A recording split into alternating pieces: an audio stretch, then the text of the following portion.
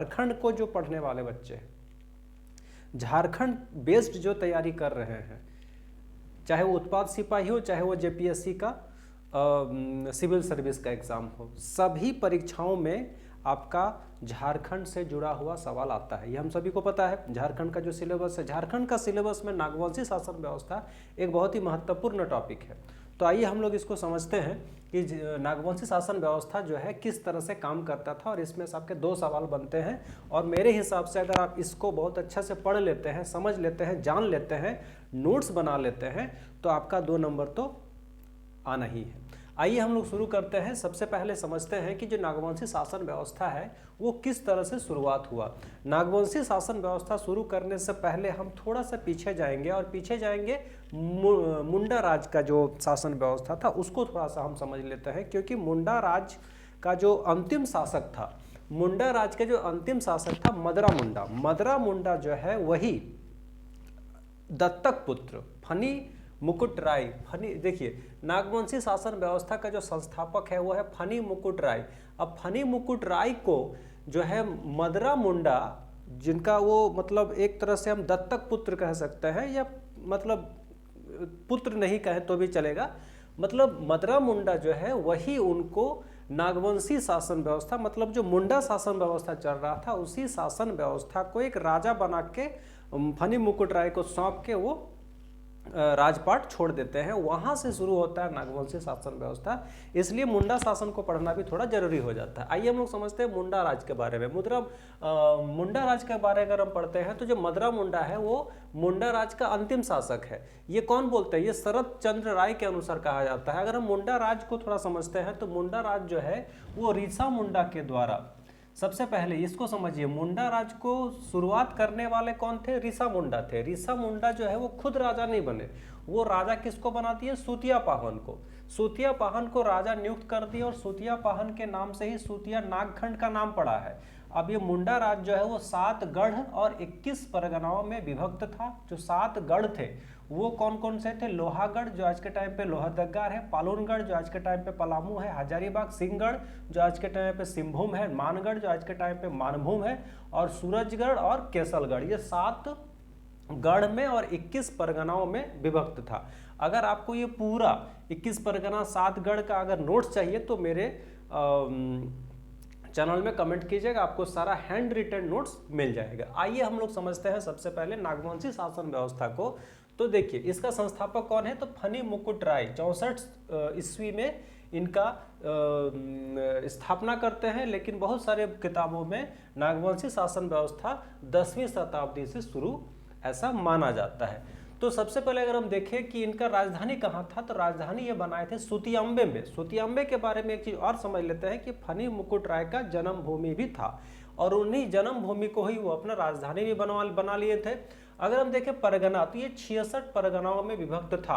आपका मुंडा शासन 21 परगनाओं में विभक्त था, और ये 66 परगनाओं में विभक्त था। क्यों? क्योंकि ये छोटानागपुर खास, यानी कि पूरे छोटानागपुर, छोटानागपुर मतलब क्या? पूरे झारखंड।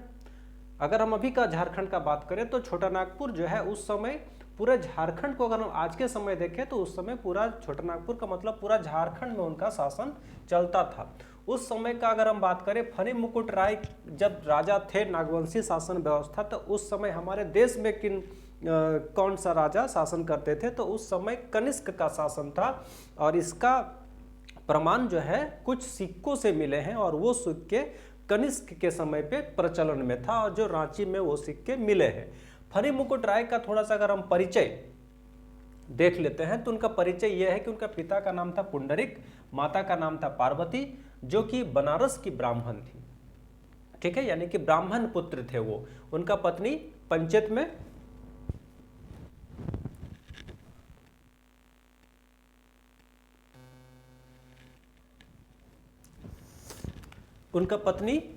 में उनका राजघराना कौन सा था? तो गोवंश या फिर गोमुखी उनका राजघराना था। और उनका हत्या कौन किए हैं? तो उनका हत्या किए हैं बागदेव। बागदेव कौन थे? तो बागदेव रामगढ़ के राजा थे। यहां तक समझ में आ गया? ये शासन व्यवस्था का शुरुआत होता है। अब हम लोग चलेंगे प्रमुख राजा और उन राजाओं के द्वारा किया गया प्रमुख कार्य, जहां से सवाल बनते हैं। उनका राजधानी कहाँ था, राजधानी से भी सवाल बनते हैं। तो आइए हम लोग इसको समझते हैं। प्रमुख राजा का अगर हम बात करें तो मुकुट राय, उसके बाद है मदन राय, उसके बाद है प्रताप राय। यहाँ तक आपको बहुत ज़्यादा सवाल नहीं बनता है, क्योंकि इन लोगों के द्वारा कोई विशेष काम नहीं किया गया था। इनका जो राजधानी है वो राजधानी सुतियांबे से ही वो लोग अपना राजधानी में बैठ के अपना राजभार संभालते थे। कोई ऐसा प्रमुख कार्य भी इन लोगों के द्वारा नहीं किया गया है। अब हम लोग चलते हैं भीमकर्ण। भीमकर्ण से सवाल बनता है। भीमकर्ण कौन थे?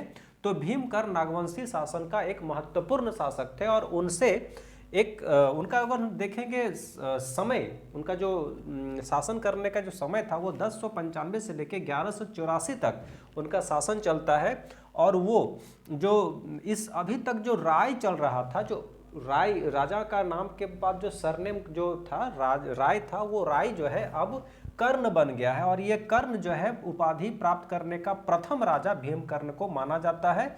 और ये उपाधि जो है कल्लुचरी राजवंश से लिया गया है।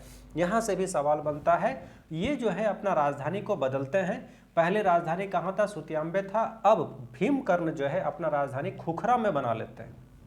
खुखरा में बनाने के पीछे रीजन ये है कि उस समय हमारा भारत में जो है वो सल्तनत काल चल रहा था। सल्तनत वंश का सल्तनत वंश में सल्तनत काल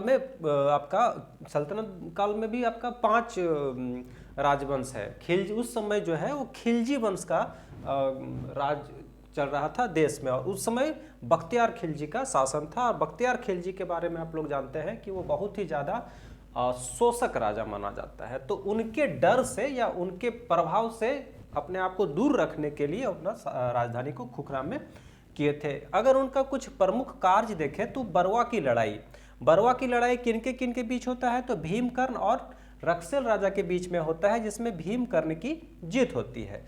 उसके बाद अगर वो देखें उनका निर्माण क्या है, तो भीम सागर तालाब का निर्माण करते हैं। साथ ही साथ उनका जब लड़ाई होता है रक्सेल राजा के साथ, तो उस राजा जब लड़ाई में वो जीत जाते हैं तो बहुत सारे रक्सेल क्षेत्रों को में वो लूटपाट करते हैं। और लूटपाट करने के दौरान उनको एक वासुदेव की मूर्ति प्राप्त होती है लातेहार से।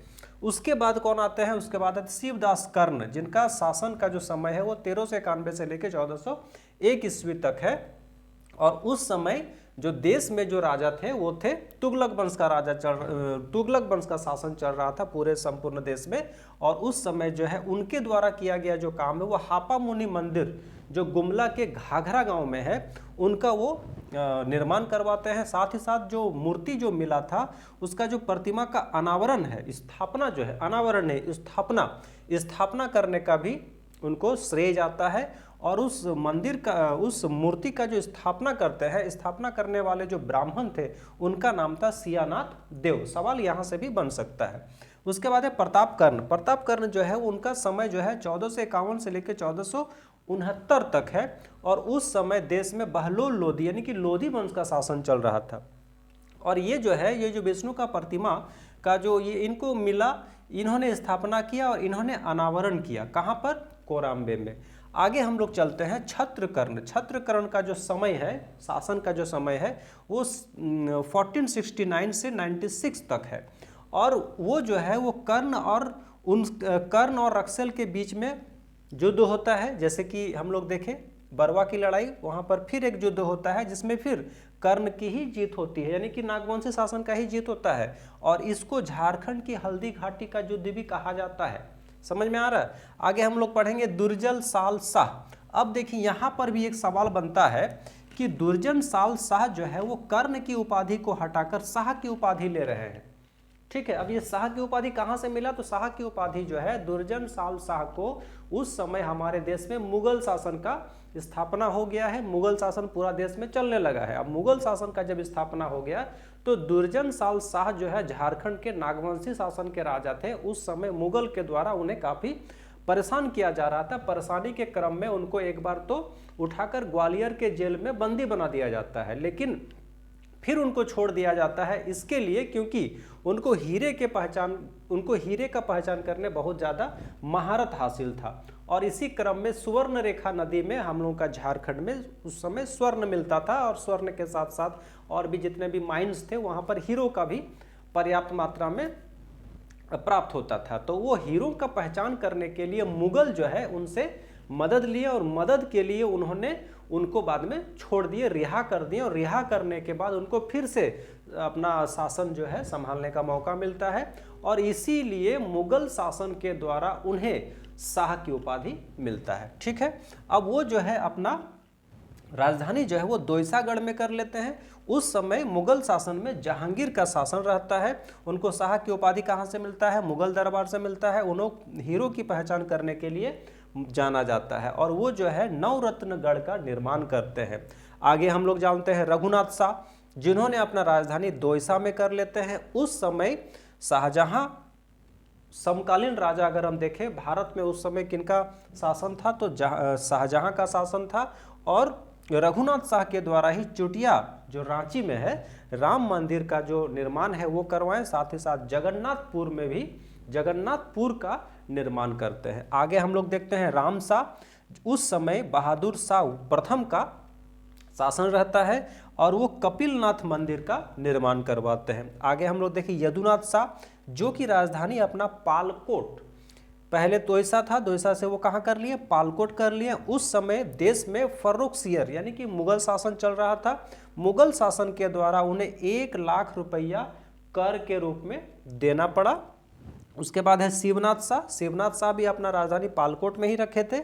उस समय फखरुद्दौला का शासन चल रहा था, और उनको भी मुगल के द्वारा 12,000 रुपया सालाना मालगुजारी देना पड़ता था। उसके बाद है उदयनाथ शाह, जिन्होंने अपना राजधानी रातूगढ़ किया था, और उस समय अलीवर्दी खान जो था वो झारखंड में मुगल के द्वारा शासन चला रहे थे। उसके बाद है श्याम सुंदर, जिन्होंने अपना राजधानी भौरों में स्थानांतरित कर लिए, और उस समय हमारे देश में मराठाओं का साम्राज्य चल रहा था। उसके बाद है शाहदेव, जो अपना राजधानी रातूगढ़ में स्थानांतरित किए, और वही नागवंशी शासक का अंतिम शासक माना जाता है, और उन्होंने रातू पैलेस का निर्माण किया। तो ये प्रमुख राजाएं हैं, राजाओं का राजधानी है, और वो उनके समय पे जो समकालीन राजा थे देश में उनका भी यहाँ पर जिक्र है, और उनके द्वारा किए गए जो प्रमुख कार्य है वो भी यहाँ पर मेंशन है। अब हम लोग समझेंगे नागवंशी शासन व्यवस्था का जो पूरा शासन व्यवस्था था वो किस तरह से चलता था। तो नागवंशी शासन जो है मेनली 3 स्तर पे बांटा गया था। पहला था ग्राम स्तर, उसके बाद था पट्टी स्तर, और एक था जिला स्तर। जैसे अभी भी हमारा वही सिस्टम है। ग्राम स्तर में महतो होते थे। महतो जो है वो उस समय उस गांव के जो महत्वपूर्ण व्यक्ति होते थे, महत्वपूर्ण ग्रामीण थे, उनको महतो कहा जाता था। और एक होते थे भंडारी। भंडारी जो है पूरा जितने भी खेती बाड़ी होते थे, खेती बाड़ी में जो अनाज का उत्पादन होता था, उस अनाज का उत्पादन को भंडारण करने में उनका भूमिका रहता था। पट्टी स्तर हम देखें तो उस समय जो जिस तरह से पढ़ा राजा, आगे हम लोग पढ़ेंगे पढ़ा शासन व्यवस्था, उसी पढ़ा के जगह पे पट्टी का प्रयोग होता था। और उस समय जो पढ़ा में जो मानकी का काम होता था, कर वसूल करने का, वही काम वहाँ पर भूहरी कहलाता था। भूहरी का काम क्या होता था? कर वसूल करना। और एक और पद होता था जिसको हम लोग पाहन बोलते हैं। तो पाहन का काम क्या होता था? तो वो धार्मिक कार्य निष्पादित करते थे गाँवों में जा जाकर। जिला स्तर में जो सबसे सर्वोच्च पद होता था वो होता था महाराजा, और उनका सहयोग करने के लिए होते थे दीवान, पांडे, कुंवर, लाल और ठाकुर। इन लोगों का भी अलग अलग काम बांटा गया था। दीवान मुख्य रूप से वित्तीय काम करते थे, पांडे मुख्य रूप से गांव, ग्रामीण और राजा के बीच में संवादक के रूप में काम करते थे। अगर कोई भी निर्णय लेते हैं राजा, तो उस निर्णय को गांव तक पहुंचाने का काम वो करते थे।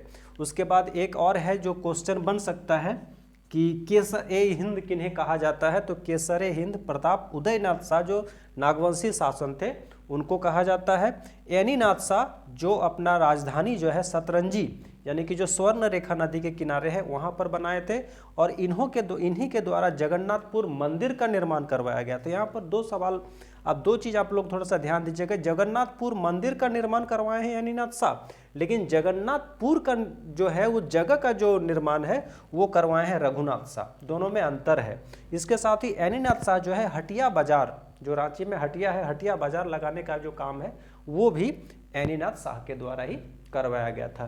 तो ये मैंने एक शॉर्टकट तरीका, क्योंकि रिसेंटली 8 मार्च को जेपीएससी का एग्ज़ाम होने वाला है, आपके पास बहुत कम समय है, बहुत कम समय में बहुत ज़्यादा तैयारी करने के लिए इसी तरह से आपको कंटेंट बनाना होगा और बहुत ही फास्ट तरीके से रिवीजन करना होगा। तो ये जो क्लास था मेरा, ये रिवीजन था, मतलब अगर आप इसके बारे में थोड़ा भी पढ़े होंगे तो ये आपको बहुत सारा चीज़ समझ में आ गया होगा। तो ये रिवीजन क्लास था।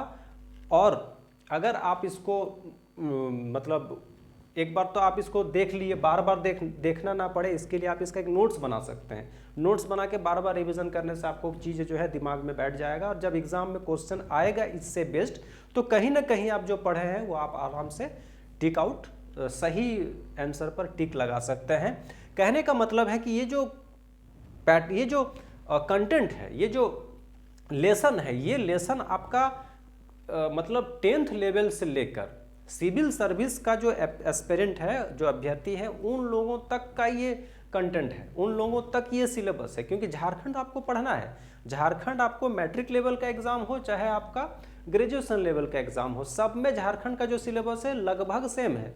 हाँ, सवाल थोड़ा सा डीप में जाके पूछता है, कहाँ पर, जहाँ पर आपका सिविल सर्विस का एग्जाम है तो थोड़ा सवाल डीप जाके पूछता है। लेकिन अगर उत्पाद सिपाही का अगर बात करें तो उत्पाद सिपाही में उतना डीप नहीं पूछता है। लेकिन हमको लग रहा है कि जिस तरह का कंपटीशन है, I am telling you to all my students, I am telling you, जिस तरह का कंपटीशन है, उस कंपटीशन में अगर आपको अपना एक जगह बनाना है तो you have to labour hard, you have to know all the topics by the depth.